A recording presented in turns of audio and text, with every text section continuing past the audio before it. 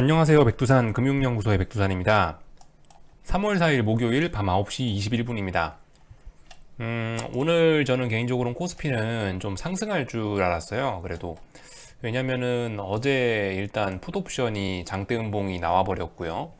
그리고 오늘 아침에 개파락 많이 하면서 풋옵션이 갭상승했단 말이죠. 그러니까 어제 음봉을 베이스로 해서 풋옵션이 한 번 더 한 번 더 음봉으로 쭉 밀려주지 않겠냐라는 이런 생각을 하긴 했거든요. 어쨌든 오늘 한 번 풋옵션이 눌리긴 눌릴 거라고 생각을 하긴 했는데 생각보다 강하게 튀어 올랐습니다. 생각보다 강하게 시장이 아래쪽으로 빠졌어요. 예상보다 좀 강하게요. 오늘 그래서 아무튼 풋옵션 쪽이 좀 상당히 좀 건전해지긴 했습니다. 물론 그렇게 썩 건전하진 않고요. 어느 정도 좀 건전해졌어요. 대부분의 풋옵션들이 기준가를 회복했죠. 보시면은 대부분의 풋옵션들이 기준가를 회복했습니다. 기준가를 회복했고요. 심지어 2점대 풋옵션들도 기준가를 회복했고. 근데 어쨌든 중요한 거는 이 살아나는 옵션이 중요한 게 아니고 누가 죽느냐가 옵션은 더 중요하죠. 왜냐하면 매도 게임이기 때문에. 콜옵션 쪽을 보시면 콜옵션들은 오늘 대부분 오늘 417콜 아래 417보다 외가에 있는 친구들부터는 전부 다 2월 24일 날 만들었던 이 저점을 붕괴시켰거든요. 장중에 잠깐 붕괴시켰었어요. 그래서 오늘 하여튼 오늘 지지력이 나와줬어야 되는 자리에서 음봉으로 굉장히 크게 밀린 겁니다. 그렇기 때문에 그렇기 때문에 일단 콜옵션들은 굉장히 건강 상태가 안 좋아졌다라는 이야기 드릴 수가 있겠죠. 그래서 오늘 보시면 이 콜옵션들은 한 일주일 동안 지켰던 자리를 무너뜨렸기 때문에 단순히 이런 기술적인 관점에서 보면 아래쪽으로 변동성 터질 수도 있는 거예요. 왜냐하면 콜옵션이 오늘 생각보다 많이 약했기 때문에 오늘 지켜야 될 자리를 못 지켰기 때문에 콜옵션이 내일 생각보다 좀 세게 무너질 가능성도 있겠다. 그렇지만 말씀드리지만 지금 만기일 얼마 안 남았는데 옵션이 너무 비싸고요. 어제 양압이 14쯤 됐었고 오늘 양압은 13입니다. 그죠? 아무튼 여전히 만기일까지 5거래일 남았는데 여전히 옵션이 비싸서 좀 움직이기 좀 무리가 있기도 하고, 또 그리고 선물 지수상으로 이렇게 살펴봐도 선물 지수가 아직까지 아무튼 박스권 안에 있어요. 그렇다고 이 박스를 간당간당하게 박스권 하단에 붙어 있는 것도 아니고 박스권 저 상단에 붙어 있고 막 이런 것도 아닙니다. 어쨌든 계속 비추세 구간 안에서 좀 널널한 공간 안에서 움직이고 있기 때문에 솔직히 당장 뭐 내일 어떤 변동성이 터지고, 그러니까 이 콜옵션이 오늘 5거래일 동안 지켰던 자리를 붕괴시켰다고 해서 내일 풋옵션이 대박이 나냐 이런 이야기 하기는 좀 어려울 것 같다는 생각이 듭니다. 아무튼 그래서 오늘 이 콜옵션이 지켜야 될 자리를 일단 붕괴시켰다라는 게 좀 중요한 점인 것 같고요. 아무튼 계속 비추세 구간 안에 와 있어요. 그래서 제가 특별히 뭐 계속 드릴 말씀은 없고, 다만 이제 잊지 말아야 될 점은 그건 것 같습니다. 계속 악재는 어쨌든 끝난 게 아니다. 악재가 뭐가 있죠? 금리 상승 악재는 계속되고 있다라는 점 정도를 잊지 않으셔야 될 것 같고, 또한 주식시장의 이 안 좋은 요소, 지금 현재 코스피를 끌어내리고 있는 요소인 환율이 계속 잘 우상향하고 있다는 점도 기억하셔야 될 점인 것 같습니다. 오늘은 25원, 26원대 여기였던 저항을 좀 소화한 모습이 보이죠? 여기 요 자리에 매물대를 소화한 겁니다. 여기서 한 일주일 정도 지켰고요. 이 자리를 붕괴시키면서 아래쪽으로 쏟아졌는데 다시 이제 이 자리를 돌파한 척 하면은 또 많이 올라갈 수 있겠죠. 환율이 최소 2, 30원 정도 더 올라갈 여지가 있습니다. 여기를 돌파한 척 하면요. 근데 지금 이 자리가 매물이 많기 때문에 매물 소화하고 있다 라는 거 정도 볼 수가 있겠습니다. 뭐 특별히 제가 뭐 드릴 말씀은 없는 것 같고, 뭐 계속 드리는 말씀이지만 곧버스 2040원 기준으로 뭐 매집 이런 이야기 계속 드리고 있고요.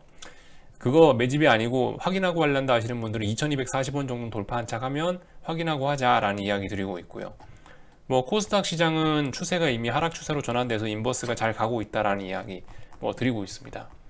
제가 뭐 딱히 여기서 더 전할 이야기는 없는 것 같고요. 한국 시장에서 지켜보자, 이런 이야기 정도 드릴 수 있을 것 같아요. 오늘 한국장은 그래서 이 정도 이야기하고, 오늘도 똑같습니다. 그죠? 뭐 봐야 될까요? 중국이 뭐 했나? 오늘 중국 유동성 공급했나 아니면 긴축했나 이런 것들 보면 될 텐데, 오늘은 100억 위안 회수했다라는 점 보면 되겠습니다. 중국인민은행은 계속 유동성을 뭐 딱히 크게 회수하지는 않지만 아무튼 더 이상 공급할 생각은 없는 것 같다라는 점 확인할 수가 있겠습니다. 그리고 그 중국 이벤트 있죠. 중국 오늘부터 양회가 시작됐는데, 내일이 이제 본격적으로 전인대라고 해서 재밌는 이벤트가 쏟아지는 날입니다. 사실 오늘 양회가 시작됐음에도 불구하고 한국이 빠진 것도 사실 좀 의아하긴 한 점입니다. 내일 전인대가 시작하기도 하니까 솔직히 콜옵션이 이 5거래일 정도 지지했던 자리를 붕괴시키긴 했는데, 야, 그렇다고 내일 풋옵션 변동성이 터질까 의문을 좀 가지긴 하고 있어요. 중국의 이벤트도 있고 뭐 이렇다 보니까 중국의 이벤트 뭐 만기일 부근에 와 있고 옵션이 비싸다 이런 이야기들을 들어서 내일 막 변동성이 터지긴 좀 어렵지 않겠냐라는 생각을 하고 있다는 거죠. 그래서 뭐 이 정도 살펴봤고요. 오늘 여러분들 아침에 제가 올려놓은 영상의 리플들 보다 보니까 테슬라 이야기 하시는 분들 많더라고요. 그래서 이제 테슬라와 관련된 이야기를 조금 해볼까 하는데, 정확하게 이야기를 하면 이게 테슬라에 관련된 이야기는 아니고, 어떤 형식으로 죽냐, 이 버블이 잔뜩 꼈던 종목들이 역사적으로 살펴보면 어떻게 죽었었냐 라는 거를 좀 여러분들과 좀 한번 보는 시간을 좀 가져볼까 해요. 그러면서 테슬라 얘기도 자연스럽게 할 건데, 내가 여러 종목들을 보다가 이 종목이 어떤 좋은 그런 모습들을 다 가지고 있더라고요. 여러분들께 보여드리기 좋은 무너지는 모습들을 아주 많이 갖고 있더라고요. 삼성전기 월봉입니다. 지금 제가 이제 여러분들께 보여드리는 종목은 약간 테슬라스럽게 상승한 종목들요. 뭐 예를 들면은 네이버 같이 이렇게 꾸준히 우상향하는 거, 삼성전자처럼 이렇게 꾸준히 우상향하는 종목을 이야기하는 게 아니고, 약간 테슬라처럼 좀 끼가 있는 종목들이 있지 않습니까? 좀 톡톡 튀는 좀 특이한 종목들.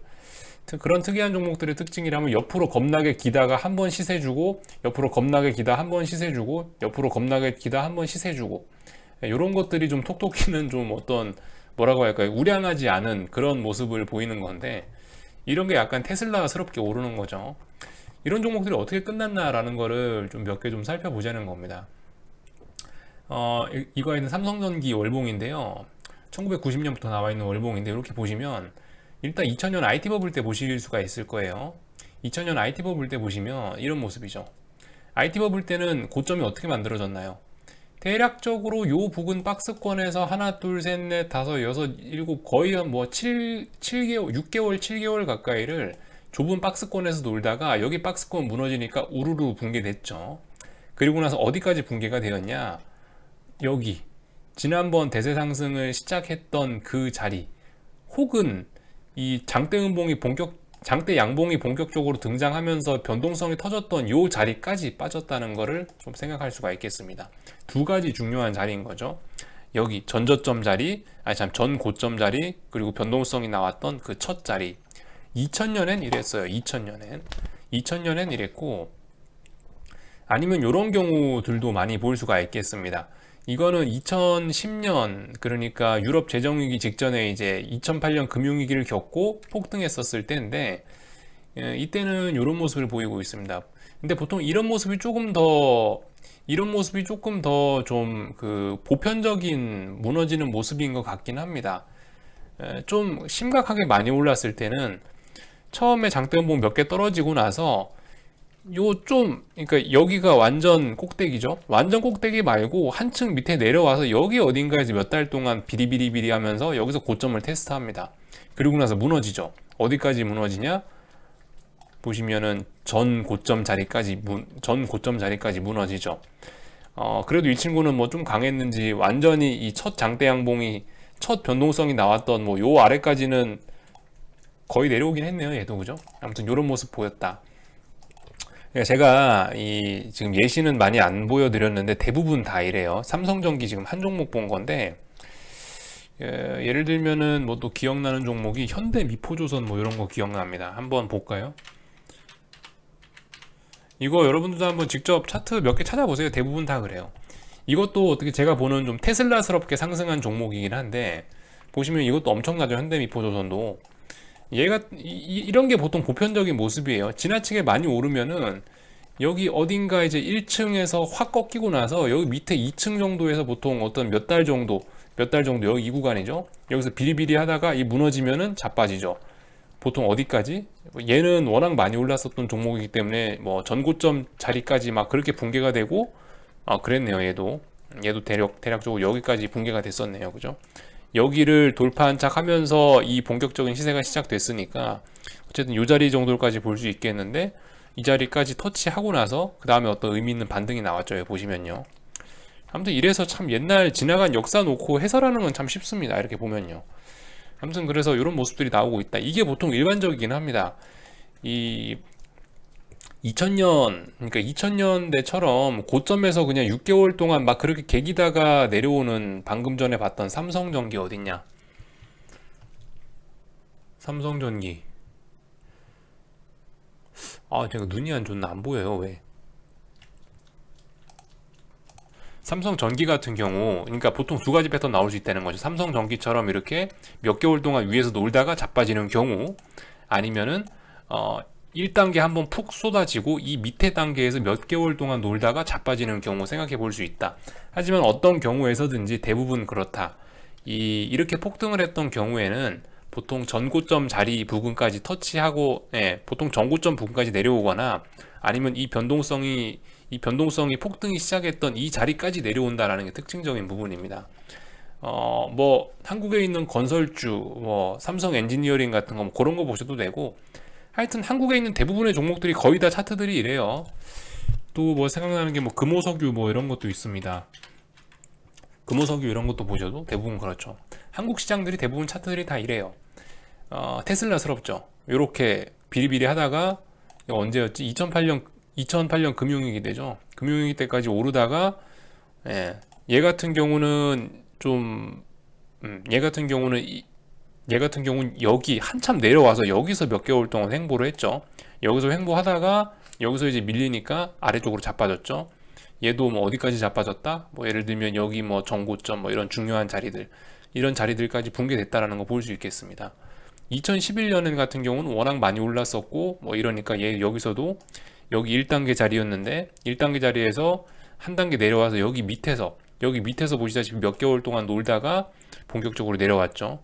얘도 어디까지? 최소 뭐 여기 있던 전 고점 자리까지는 가뿐하게 내려왔다. 조금 더 지나서 보면은 뭐 요까지 내려오긴 했는데, 아무튼 최소한 이 첫 번째 전고점 자리까지 무난히 내려왔다라는 점 생각해 볼 수 있겠습니다.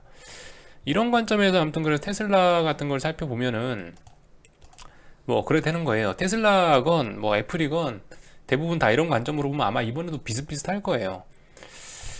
테슬라. 지금 제가 이야기는 좀 길게 했는데 대부분 꺾이는 건 이제 그거라는 거죠. 2000년 IT 버블 때처럼 올랐다가 여기서 6개월 정도 놀다가 한 번에 자빠지는 경우, 이게 1번 케이스. 아니면은 이제 2번 케이스 같은 경우는 요거죠. 한 번 올랐다가 1단계 내려오고 여기서 비리비리비리 하다가 이제 꺾이는 경우, 이게 이제 2번 케이스. 지금 보시면은 테슬라 같은 경우는 약간 2번 케이스에 가까운 것 같죠, 그죠? 2번 케이스에 좀 가까운 것 같고, 한 번에 확 올라가다가 어느 정도 지금 여기서 밀리는 모습 나오고 있고, 아마 여기 어딘가에서 이렇게 비리비리비리 하면서 아마 우리를 좀 괴롭힐 것 같다라는 생각을 개인적으로 하고 있습니다. 글쎄요, 뭐 지가 진짜 강하다면 이런 식으로 뭐 쌍고점도 만들 수 있을지 모르겠는데, 하여튼 여기 어딘가까지는 못 올라오고 여기 어딘가에서 비리비리비리 하면서 사람 좀 괴롭히지 않을까라는 생각을 하고 있고요. 애플 같은 거는 이렇게 보시면은, 애플 같은 건 2000년대 IT 버블 때 패턴이죠. 얘 같은 경우는 현재 뭐 여기 어딘가에서 지금 몇 개월째 놀고 있다는 거. 하나, 둘, 셋, 넷, 다여, 일곱, 여덟, 뭐 거의 뭐 어쨌든 한 7, 8개월 가까이, 좀 무리해서 8개월이고 짧게 보면 뭐 한 4개월, 6개월 이 정도 위에서 놀고 있는 거죠. 아무튼 이런 주요 종목들이 이런 모습들을 보이고 있다. 그래서 무너지면 어디까지 무너지냐? 뭐 예를 들면 본격적으로 변동성이 나왔던 게 뭐 이런 자리니까 최소 뭐 이런 자리까지 무너질 수 있겠다고 보고 있습니다. 저는 애플이 만약 맛이 간다면은 변동성 나왔던 게 이 자리니까 최소 이 자리까지는 뭐 가능할 것 같다라는 이야기. 아니면 뭐 테슬라 같은 경우는 어떨까요? 뭐 테슬라 같은 경우는 네, 테슬라 같은 경우는 좀 심각하죠. 이건 로그로 봐야 이건 잘 보입니다. 로그로 보시면은 대략적으로 테슬라 중요한 라인은 여기 정도거든요. 뭐 심하면 여기 정도까지도 가능할 수 있다. 뭐 이런 이야기 정도 드리고 있습니다. 아무튼 이건 뭐 저의 그냥 저의 생각일 뿐이고요. 여러분들이 직접 한번 옛날에 한국에 있었던 주요 종목들이 어떻게 움직였나 한번 살펴보시고 이 꺾이는 패턴들은 대부분 비슷해요. 하여튼 극단적인 부분에서 모습은 비슷합니다. 이 중간에 이런 과정은 어떨지 모르겠지만은 이 끝자리들은 대부분 다 비슷한 모습들을 보인다고요. 왜냐면 이런 그 극단적인 끝자리에서는 이게 인간의 심리가 크게 작용하기 때문에 차트 모양이 대부분 다 비슷비슷해요, 패턴들이. 그래서 아무튼 한번 패턴들 쭉 살펴보세요. 1번 패턴 말씀드린 게 그냥 쭉 올랐다가 위에서 한 6개월 놀다가 한 번에 훅 무너지는 거.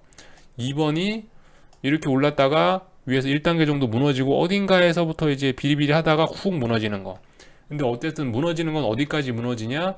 이 처음에 변동성이 시작했던 그 자리까지 무너지거나 아니면은 뭐 여기 어딘가 나와 있던 직전 고점 정도까지 무너지거나 했었다라는 게 보통 특징적인 부분입니다.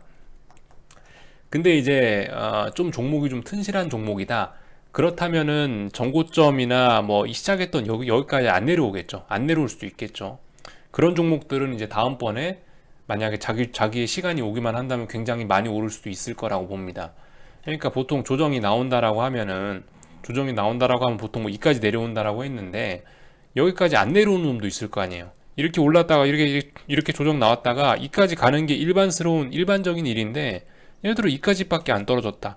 그럼 이런 종목 같은 경우는 다음번에 대박날 가능성이 좀 높아지겠죠. 이런 예시가 제가 봤을 때 LG화학 같은 거 하나 보여드릴게요.